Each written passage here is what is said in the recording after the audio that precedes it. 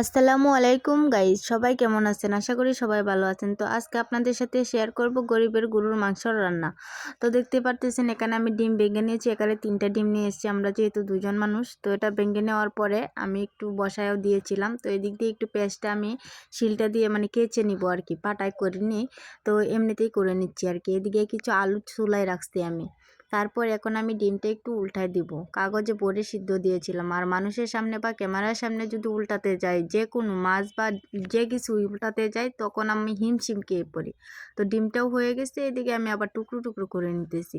টুকরো টুকরো করে নেওয়ার পর এগুলো আবার একটু তেল দিয়ে ভেজে নিতে হবে। তো একটু ভেজে নেওয়ার জন্য কড়াইয়ে তেল দিয়ে এখন আমি ডিমগুলোও দিয়ে দিয়েছি, একটু হলুদও দিয়ে দিয়েছি। তো ফাইনালি আমার ডিমটা ভেজে নেওয়া হয়ে গেছে।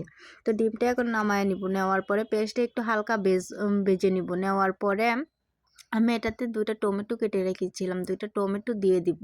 তো 2টা টমেটো দিয়ে দিলাম, দিয়ে একটু তেলটাতে একটু লবণ দিয়ে দিব। দেওয়ার পরে একটু এখানে নেড়ে চেড়ে নেব। নেওয়ার পরে আবার একটু নেড়ে চেড়ে নিচ্ছি। নেওয়ার পরে এখানে আবার হলুদ মশলা যা দিতে হয়, মানে ডিম রান্না করলে আমি সব দিয়ে দিব, যেহেতু গরুর মাংস।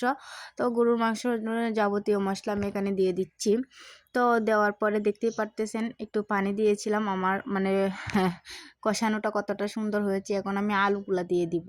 ছোট ছোট আলু দিয়ে রান্না করে খাইতে অনেক ভালো লাগে আমার, সেই জন্য দিয়ে দিলাম কিছু আলু।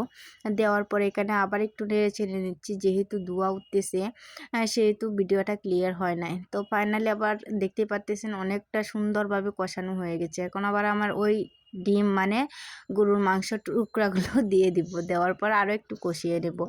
নেওয়ার পরে এবার আমি জুল দিয়ে দিব। জুল দিয়ে দিয়েছিলাম। তো জুল দেওয়ার পরে একটু পরে যখন আমি আসি, দেখেন বলকে আসার পর ডিমটা কতটা ফুলে গেছে।